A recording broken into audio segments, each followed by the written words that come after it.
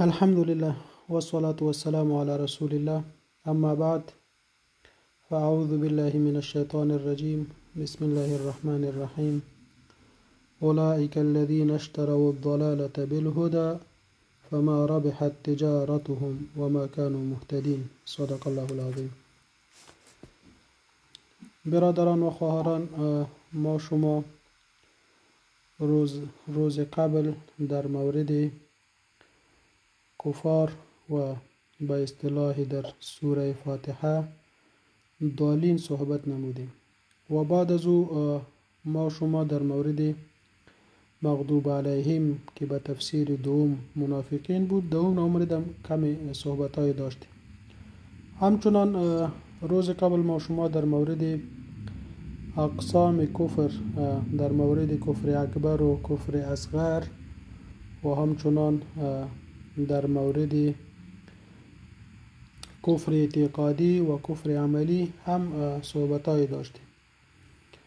امروز بخیر ما شما در مورد صفات منافقین با تسلسل قبلی انشالله چی میکنیم؟ صحبت میکنیم و خداوند متعال برای ما شما از آیه قبل که و من الناس من یقول آمنا بالله و بالیوم الاخر و ما هم بمؤمنین، از امو آیه شروع است که خداوند متعال برای ما شما همین منافقین چی میکنه؟ معرفی میکنه. در آیه 16 که امروز ما شما تلاوت کردیم خداوند متعال میفرماید که اولئک الذین اشتروا الضلالة بالهدى، این منافقین همی کسایی هستند که اینها چی کردن؟ گمراهی را خریدن در مقابل هدایت و یا در بدل هدایت. فما ربحت تجارتهم، پس فایده نکرد تجارتشان. و ما کانوا مهتدین، و اینها نبودن راه یافتگان، به این معنی که اینها راه ایمان و راه هدایت و راه مستقیم و راه درست را چی کردن؟ در مقابل گمراهی اینها چی کردن؟ فروختن. امیجا خداوند متعال که می فرماید اولئک الذین اشتروا الضلالة، امیجا امی نشتروا از فعل اشترا هست و از فعل خریدن. در اصلی اشتریو بود، به نام ناقص یایی بود، از شرا یشری شراءن. در این باب یک نکته که بسیار مهم است، امی باب شرا یشری یا بایا یبیو، امی باب خریدن و باب فروختن هر دویشان، این همیشه در زبان عربی با دو مفعول چی میشه؟ متعدی میشه. به این معنی که این فعل دو مفعول ضرورت داره. با مفعول اول به ذات چی میشه؟ متعدی میشه، و با مفعول دومشان با واسطه حرف جر چی میشه؟ متعدی میشه. این را ما برایتان در یک مثال چی میکنم؟ وضاحت میتونم که کمی برایتان آسانتر شود، به خاطر که مثال بعدی بسیار مهم است که در این مورد باید ما شما را تطبیق بکنیم. مثلا در زبان عربی یک شخص میگه که اشتریت الکتاب ب10 دراهم. اشتریت فعل و فاعل، ما خریدم. چی را؟ الکتاب، کتاب خریدم. خب کتاب با چی خریدی؟ ب10 دراهم، در مقابل 10 دراهم. خود اینجا اشتریت فعل و فاعل شد، این مفعول اول ضرورت داره. ما خریدم، چی را خریدم؟ الکتاب، کتاب خریدم. کتابش مفعول چی شد؟ اول شد. همین باب شرا هست. ما خریدم کتاب را، خوی مفعول اول. مفعول ثانیش پول است، ب10 دراهم. ایرا ما خریدم در مقابل 10 درهم. ببینین امی ب10 در امی ب10 که امی حرف ب آمده، حرف جر است، و 10 در آخرش یم چی آمده؟ سرش کسره آمده، به این معنی که زیر داره. امی تاثیر حرف جر است و امی مفعول ثانی باب چی است؟ فعل اشتریتو هست. با این معنی که ما خریدم کتاب در مقابل 10 دراهم. یا مثلا در مورد فروختنش عربا می فرماید که بیعتو کتابی، ما فروختم. بیعتو فعل و فاعل، چی را فروختم؟ کتابی، کتاب خدا. کتاب مضاف، بیش یا نسبتیش مضاف الیه، این مفعول اول شد. ما فروختم کتاب خدا. با چی فروختی؟ ب10 دراهم، در مقابل 10 دراهم. وقتی که برای مفعول اول این فعل ها چی میشن؟ متعدی میشن. همین مفعول اولشان که بالذات برایشان متعدی میشن، ایره در زبان عربی مبیع گفته میشه. سله، متا یا سامانی را که ما شما او را یا میفروشیم یا میخریم، امو چیزی را که در مقابل پولشان نه، فقط امو در مقابل چی که پول که چیزی خریده میشه، هر چیزی متا و سامانی که باشه ایره به زبان عربی چی گفته میشه؟ مبیع گفته میشه. و امو چیزی را که در مقابل امی مبیع و سامان تو بر یک شخص مقابل میتی، او را چی گفته میشه؟ ثمن گفته میشه، پول. خب در زبان عربی وقتی که در فعل شراء تو خودت استفاده میکنی که من کتاب خریدم، در مقابل چند؟ در مقابل 2 درهم، چی در ملکیت داخل شد؟ در ملکیت کتاب داخل شد. مبیع در کتاب در ملکیت آمد و چی از ملکیت خارج شد؟ پول از ملکیت چی شد؟ خارج شد. رفتی در یک کتابخانه یک کتاب خریدی، شراء کردی، خریداری کردی، بنان پول برای دکاندار دادی و چی را از دکاندار گرفتی؟ کتاب در ملکیت آمد، پول از ملکیت چی شد؟ بیرون شد. در بیع برعکس است. در بیع وقتی که خودت ایرا استفاده میکنی که من کتاب خود در مقابل 2 درهم فروختم، با این معنی که پول در ملکیتت آمد و امو مبیع و سامان و هر چیزی که بود، مثلا کتاب، او از ملکیت چی شد؟ بیرون شد. حالی بیایم در این مثال که خداوند متعال میفرماید که امی منافقین امو کسایی هستن که اینها خریدن. چی را خریدن؟ اشتروا الضلالة، گمراهی را خریدن. شما ببینید در اینجا اشتروا فعل و فاعل، الضلالة این مفعول اولشان هستن. مفعول اول ما شما گفتیم که بالذات برایشان متعدی میشه. این چی هست؟ مبیع است، امو سامان هست، چیزی را که در ملکیت داخل میشه. منافقین امو کسایی هستن که چی را خریدن؟ ضلالت خریدن، با این معنی که ضلالت در ملکیتشان داخل شد. بالهدى در مقابل چی؟ در مقابل هدایت. هدایت بگیرین با سامان چی بکنین؟ مشابه بکنین. ضلالت سامان و هدا چی شد؟ پول شد. بنان منافقین که بودن ضلالت خریدن، در ملکیتشان داخل کرد و هدایت از ملکیت خود چی کرد؟ بیرون کرد. ثمن در مقابلشان چی کردن؟ دادن برایشان. و خداوند متعال میفرماید که امی تجارتی را که اینها کردن که ضلالت خریدن در مقابل هدایت، در مقابلش هدایت فروختن، اینها میگه امی تجارتش میگه چی نکرد؟ فایده نکرد. و اینها نبودن که چی باشن؟ راه یافتگان باشن که راه درست را چی بکنن؟ پیدا بکنن. در این جال یک سوال مطرح میشه که شما ببینید امی منافقین گمراهی را خریدن و اینها در مقابلش هدایت دادن، به این معنی که اینها قبلا ایمان داشتن، اینها قبلا چی بودن؟ مؤمن بودن.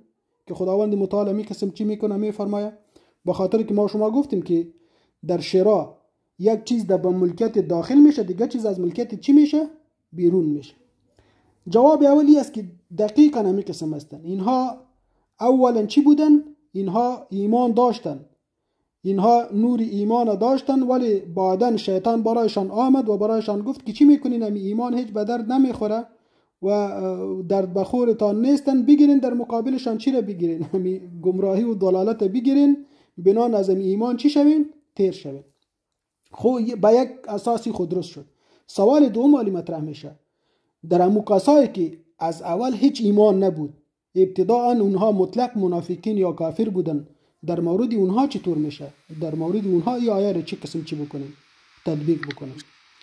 جوابی است که وقتی که در مورد کسایی که اونها قبلا هیچ هدایت نداشتن و اینها امو نور ایمان در قلبشان هیچ نبودن، در اینجا مفسرین و علما میفرمایند که در اینجا امی فعل اشترا با معنای چی است؟ با معنای انتخاب هستن. با این معنی که اینها با خود هیچ چیز هم نداشتن، وقتی که رسول اکرم صلی الله علیه و سلم آمد برایشان چی کردن؟ هدایت چی کردن؟ پیشنهاد کردن که اینه ببینین ما برایتان چی را آوردیم؟ هدایت آوردیم. و اینها در امو وقت یک طرف قبلا گمراهی و جهالت و امو سیایی که در امو جامعه بود و قبلا حاکم بود و خود رسول اکرم صلی الله علیه و سلم برایشان چی را پیش کرد؟ هدایت برایشان پیش کرد. و اینها در بین هدایت و در بین امو ضلالت و گمراهی چی را انتخاب کردن؟ گمراهی را انتخاب کردن و امو هدایت را که رسول اکرم صلی الله علیه و سلم برایشان چی کردن پیش کردن، اونها را چی نکردن، اونها را انتخاب نکردن. بنا به این تعبیر باز ترجمه ما شما چه قسم میشه؟ ترجمه ما شما این قسم میشه که اینها کسایی هستن، اولئک الذین، اینها کسایی هستن امی منافقین، اختاروا الضلاله بالهدى، که اینها چی کردن؟ ضلالت اختیار کردن. در جای چی؟ در جای هدایت. به جای هدایت اینها چی کردن؟ ضلالت برای خود چی کردن؟ انتخاب کردن. انشاءالله که ما امیدوار هستم که با می وضاحت را که ما دادم که موضوع براتون کمی چی شده باشه، سهلتر و آسانتر شده باشه. امی ضلالت در ایجاد امی آیه مبارکه که ذکر میشه، ای اصلا مصدر است از ضل یضل ضلالا و یا ضلالتا فهو ضال.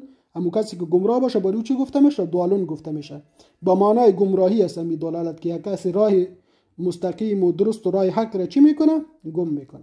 همچنان هدا که در آیه مبارکه ذکر شده که اولئک الذین اشتروا الضلاله بالهدى، هدا همچنان مصدر است از هدا یهدی هدایتا و هدى و هدیا فهو هاد. هادی امو کسی که راه درست را چی میکنه؟ پیدا میکنه. یا مهتدی بعدن میایه که و ما کانوا مهتدین، ای جمع چی هستن؟ مهتدین هست. و امی ربحت از باب ربحه یربح ربحا، از باب سمعه یسمعو، از فایده کردن هست. در اینجا یک سوال چی میشه؟ مطرح میشه.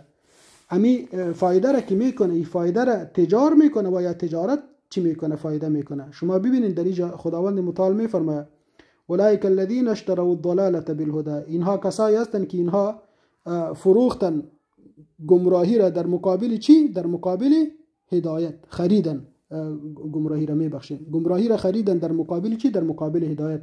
و خداوند متعال میفرماید فما ربحت تجارتهم، امی تجارتشان فایده نکردن. امی تجارت خو فایده نمیکنه. اصلا فایده چی میکنه؟ تجار فایده میکنه. چرا خداوند متعال جا نسبتش برای چی داده؟ برای تجارت داده. این میگه مجاز هست، به خاطری که ایره مجازن خداوند متعال چی میکنه؟ برای تجارت نسبتش چی میکنه؟ میتن. ولی در اصل امو فایده را چی میکنه؟ تجار امی چی را میکنه؟ فایده را میکنه.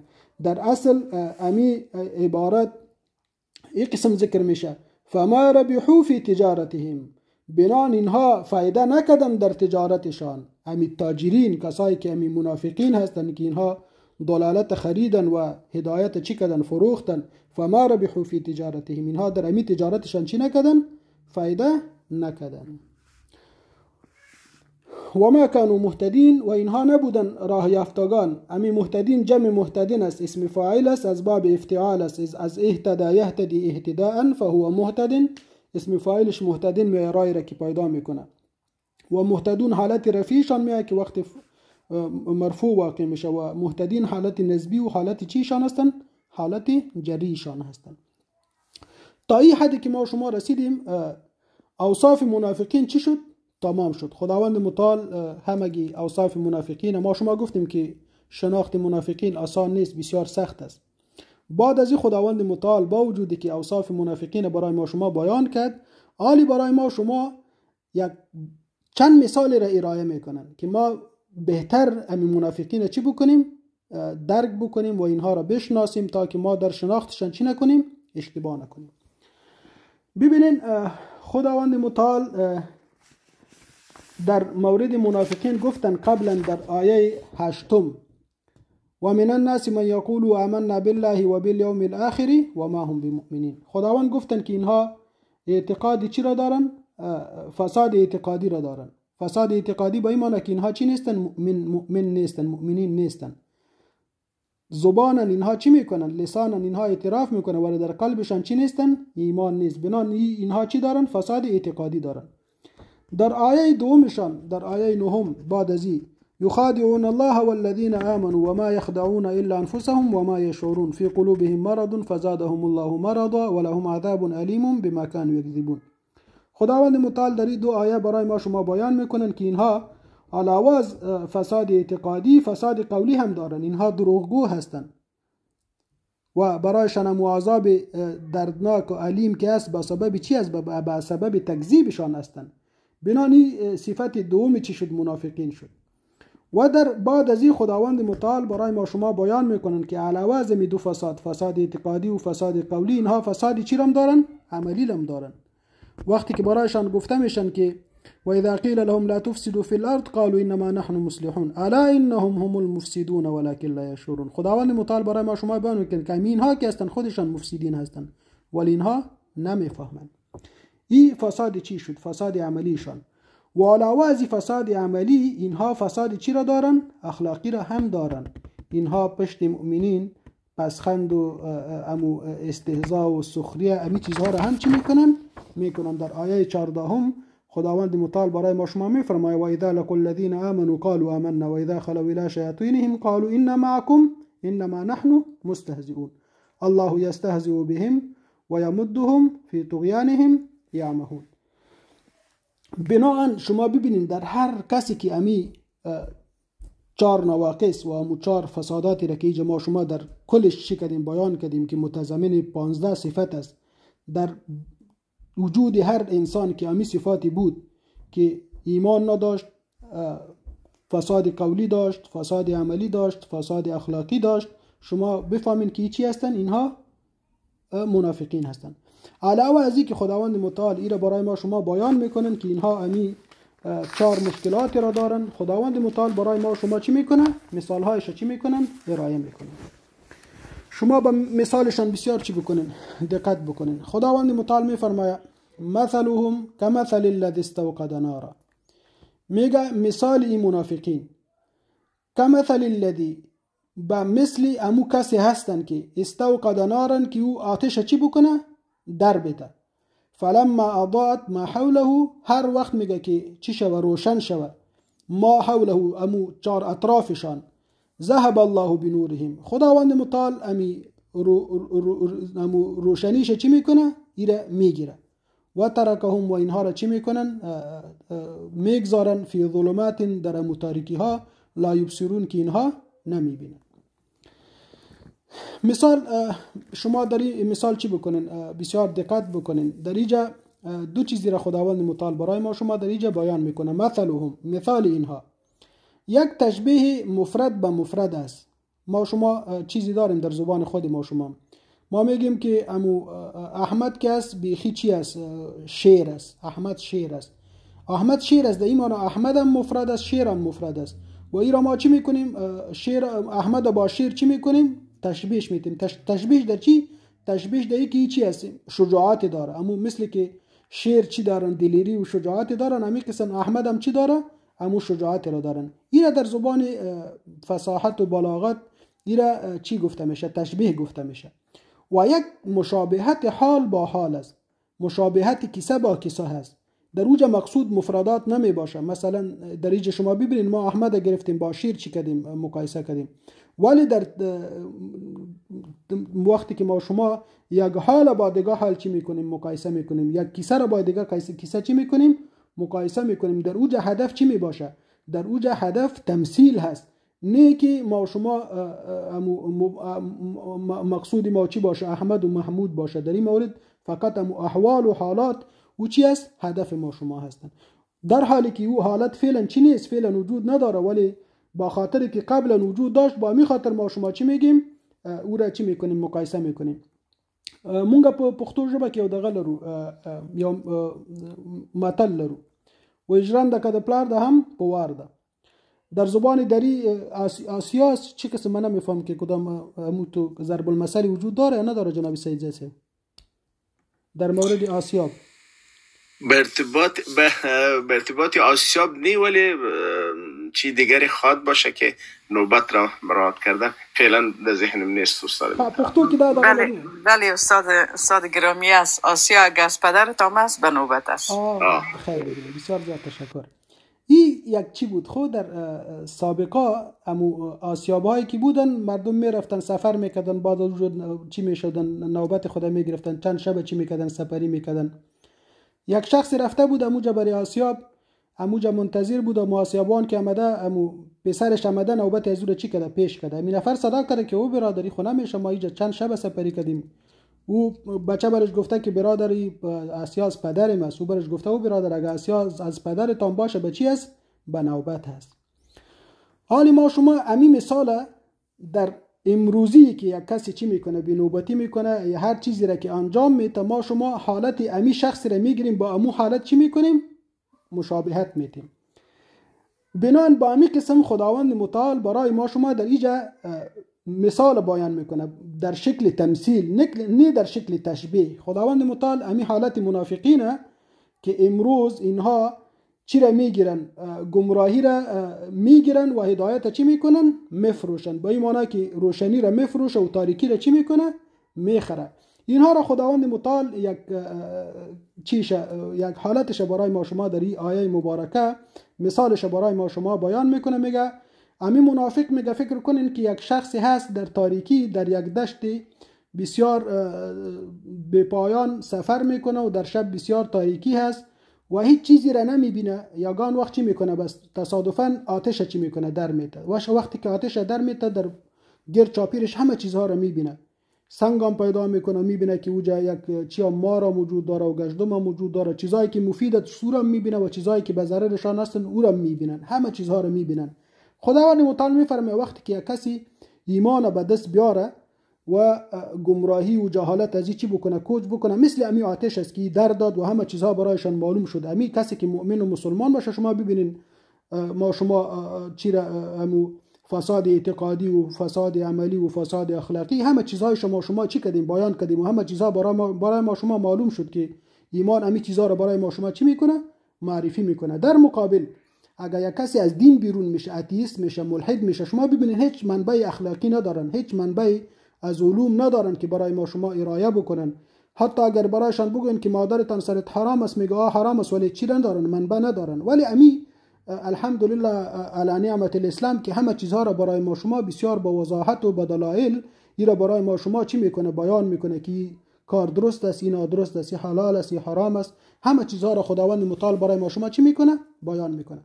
میگه وقتی که امی کسی که ایمان قبول بکنه مثل که امو منافق در دشت میره و آتش بل میکنه در چارچاپیرش در چار اطرافش همه چیزها را میبینن که همه چیزها را چیزی که موزر است او را میبینه در امو تاریکی شب چیزی که بنفش است او را میبینه هر چیز را امو خوردنی خودشان پیدا میکنه و نوشیدنی خودشان هم پیدا میکنه با این خاطر که روشنی هست.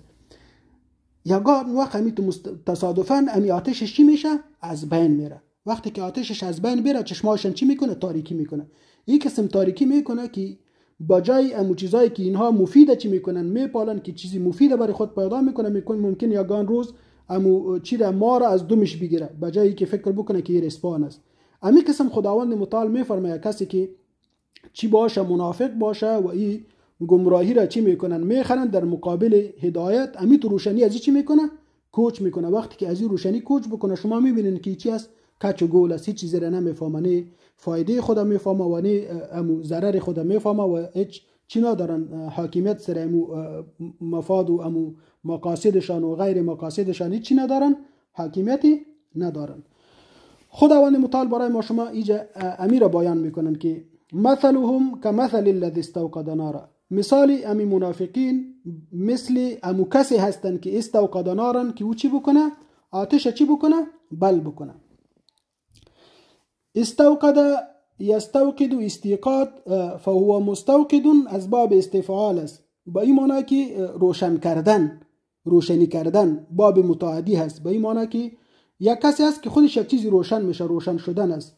مثلا ما شما داریم که از این امی بابش که استوقد یستوقد و جواب چی است الف سین ت دارن طلب چی هستن طلب روشنی هست و در مقابلش وقدا یقید هستن واقدون امو کسی که آتش رو چی میکنه بل میکنه به معنی که فقط تو چی میکنه روشن میکنه. یا مثلا ما شما چی داریم فعل فلما اضاءت ما حوله از امی بعدا امی کلمه میایه او را بخیر چی میکنیم تشریح میکنیم. وقتی که این چی میکنه آتش چی میکنه روشن میکنه فعل متعدی هست فلما پس هرگاه اضاءت که چی شوه روشن شوه. امی اضاءت ضمیرش مؤنث راجع به چی است راجع به نار است آتش است. با این خاطر که امی آتش خود کلمه آتش کسی مؤنث سیمایی است با این خاطر برش ضمیر در اضاءت امی تای که چی آمدن ساکنه آمده این ضمیر مؤنث برای آتش چی است راجع است. خب وقتی که امی شخص چی بکنه آتش بل بکنه و گرد چاپیرشان روشنی پیدا بکنن ما حوله ما در همه چیزایی که گرد چاپیر امی شخص است ذهب الله بنورهم.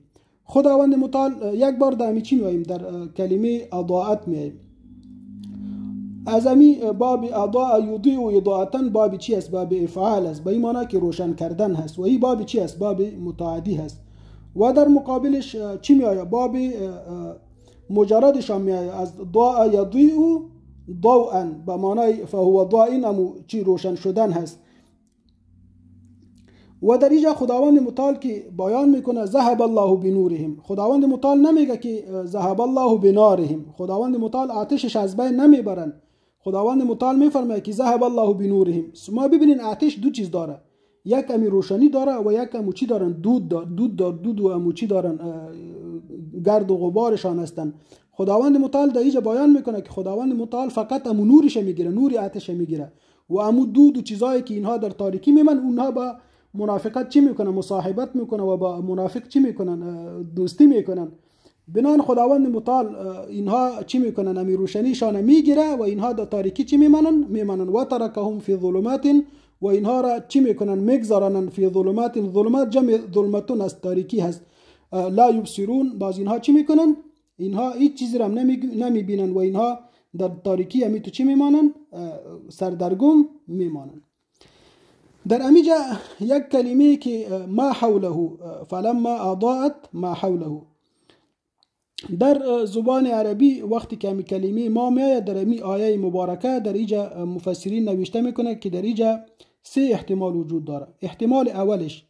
احتمالش اولی است که امی ما کسی موصوله شوه، موصوله به معنای الذی شوه، بنان ترجمهش قسم میشه فلما اضاءت، وقتی که روشن شوه، الذی حوله، امو چیزهایی که گیر چاپیرش هست، به معنای الذی میشه.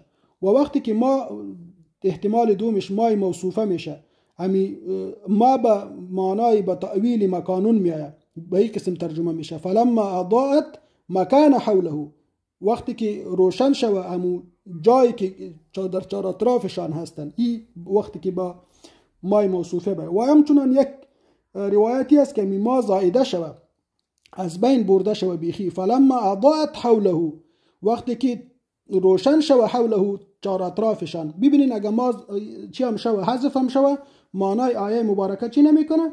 تغییر نمیکنه. بنان فلما اضاءت ما حوله ذهب الله بنورهم وتركهم في ظلمات لا يبصرون. لا يبصرون از ابصر یبصر ابصار به معنای دیدن هست، از دیدن چی شده؟ گرفته شده. بنان اینها چی میکنن؟ نمیبینن. بعد از این خداوند متعال برای ما شما چی میکنه؟ این را بیان میکنه صم بکم عمی فهم لا یرجعون. خب صم در اینجا که در آیه مبارکه ذکر میشه، می صم کدام کلمه هست؟ صم میگه جمع اصم هست، این صم کلمه جمع است، مفردش چی میه؟ اصم میه. این صیغه صفت مشبه هست، اصم یصم صمما فهو اصم، این صفت مشبه با معنای اسم فاعل هم میه، با معنای کر هستن یا کر شدن، که کسی چی میشه؟ کر میشه، کر باشه. و همچنان کلمه دومی که در این آیه مبارکه ذکر میشه بکمون هست. بکمون هم کلمه جمع است، جمع ابکم هست، که اکثر شما چیزایی را ببینین امی صفاتایی که چی هستن؟ صفاتا هستن و عیوب هستن، این اکثرشان با وزن افعال میاد، مثل احمق با می قسم چی میشن؟ ذکر میشن. اصم و ابکم و احمق همی کلشان با یک صفت میاد. این هم میگه صفت مشابه هست، از بکمه یبکمو بکمن فهو ابکمون، از باب سمیعه هستن، گنگ شدن یا کسی که گنگ باشه، برای چی میشه؟ استفاده میشه. همچنان کلمه سومی که در این آیه مبارکه هستن صم بکمون عمیون، کلمه عمیون هستن. عمیون هم جمع هست، جمع مفردش چیه؟ اعمامیه. این هم صفت مشابه هست، از عمیه یعمه عمن، از کور شدن به معنای فهو اعمه و عمن، بردو صفت مشابهش هم اعمامه و هم عمن صفت چیش میه؟ مشابهش میه. در اینجا یک سوال مطرح میشه. سوالی مطرح میشه که خداوند متعال میفرماید که اینها چی هستن؟ اینها کر هستن، اینها گنگ هستن و اینها که هستن نابینا هستن، کور هستن. فهم لا یرجعون، اینها به حق چه نمیکنن؟ رجوع نمیکنن. ببینین اینها خواهم چشم دارن، اینها چیزایی را میبینن و همچنان شما اگه اینها را به دکتر هم ببرین اینها میشنون، اینها میبینن، اینها صحبت میکنن، بنان اینها نه کر هستن، نه گنگ هستن و نه کور هستن. چطور خداوند متعال امی الفاظ برایشان چی میکنن؟ استفاده میکنن. جواب چی است؟ جواب این است که هر چیزی که خداوند متعال را پیدا کرده و ای را خلق کرده، این یک مقصد و هدف خاص خدا داره، مقصود خاص خدا داره. و وقتی که امو مقصود توسط امی چیزهایی را که خداوند متعال خلق کرده و این مقصود سر امو علاوه و وسیله چی نشوه، حاصل نشوه، مردم اونها را کالعدم چی میکنن؟ حساب میکنن. مثل که مردم فکر بکنه که هیچ چیزی اصلا امی چیزی چی نداره؟ وجود نداره. یک مثالش در محسوسات براتون چی میکنه میرایه میکنم. مثلا شما سفر میکنین و یک کسی در پشتتان به تعقیبتان در حرکت است، ولی سفر بسیار طولانی است و اون نفر میبینین که بیخی چی میشه، پس میمانه و امی رفیقایشان پشتشان صدا میکنه که او لنگ زود بیا، در حالی که او شخص لنگ نیست، او صحیح و سلامت است، ولی با این خاطر که از پاهایشان با امو شکل درستشان که با امو رفیقایشان چی بکنن، رسیدگی بکنن، امی قسم رفتار کردن نمیتونن، اینها برایشان کلمه چی را استفاده میکنه؟ کلمه لنگ را برایشان چی میکنن؟ استفاده میکنن، در حالی که امو شخص صحیح سلامت است و او چی نیست؟ او لنگ نیست. بناهن خداوند متعال که برای ما شما امی چشما را داده و امی گوشای را که داده، امی حواس خمسه را که برای ما شما خداوند متعال داده، امی چشمای ما با این خاطر است که حقیقت ببینیم و گوشای ما با این خاطر هستند که حقیقت بشنویم و امی دهن ما شما با این خاطر است که حقیقت چی بکنیم؟ بگوییم. و از حقیقت وقتی که پیدا میکنیم و میبینیم از او به چی نبکنیم؟ انکار نبکنیم. ولی هدف در اینجا این نیست که ما شما در کل سر مردم چیزهایی را چی بکنیم، کلمات را استفاده بکنیم که مردم چی بکنیم؟ بیرا بکنیم و گمراه بکنیم. در کل هدف ما شما ای باشند که ما شما بتوانیم که برای مردم چراغ بتیم و روشنی را برایشان بتیم و چیزهای را، قواعدی را برایشان بیان بکنیم که اونها خودشان امی درست و نادرست چی بکنه، خودشان فیصله بکنه، خودشان امی علمش، امو قواعدش که داره، امو فهمی را که داره، خودش بتونه که کی مؤمن است و کی مؤمن نیست، کی منافق است و کی مسلمان است، کی مغضوب علیهم است، کی منعم علیهم است و کی ضالین هستند. بنان برای ما شما ضرورتی پیدا نمیشه که ما شما در اون مورد وقت خود چی بکنیم؟ ضایع بکنیم. بنان کوشش ما شما ای باشه که امو گوشایشان و امو چشمایی که حق بین باشه و امو دهنی که حق چی بکنن بگوین، از امی طرق و از امو قواعد استفاده بکنیم که ما شما را به راه درست چی بکنه؟ برسانن. بنان در این مورد خداوند متعال میفرماید درستند که اینها چی دارن؟ اینها گوش ها دارن و اینها چشم ها دارن و اینها دهن دارن، ولی امو مقصود گوش ها و دهنشان که اینها باید حقیقت میدید، حقیقت میشنیدن و حقیقت میگفتن، امی کار اینها نکردن. با وجودی که معجزات برایشان آمد، دلایل و براهین برایشان آمدن، اینها در کل از او چی کردن؟ انکار کردن. اینها هستن که فهم لا یرجعون. خداوند متعال میفرماید که اینها به حقیقت چی نمیکنن؟ رجوع نمیکنن. وقتی که اینها به حقیقت رجوع نمیکنن، خداوند متعال امی صفات سیگانهشان اینها را کالعدم چی کردن؟ محسوب کردن که اینها، و در این مورد صم بکم و عمی همهشان چی هستن؟ خبرها هستن و مبتدایشان چی هستن؟ محذوف هستن. اصل عبارت چی قسم هستن؟ هم صم. امی منافقین که هستن اینها چی هستن؟ اینها کر هستن و اینها که هستن گنگ هستن و اینها که هستن کور هستن. هم صم هم بکم هم عمی فهم لا یرجعون. اینها که هستن به حق چی نمیکنن؟ رجوع نمیکنن. انشاءالله صفت مثال اول را ما شما امروز بخیر در امین نقطه به اتمام میرسه. انشاءالله فردا بخیر ما شما مثال دوم منافقین بخیر از این آیه مبارکه که او کصیب من السماء فیه ظلمات و رعد و برق، از این نقطه بخیر چی میکنیم؟ آغاز میکنیم. و ما علینا الا البلاغ المبین.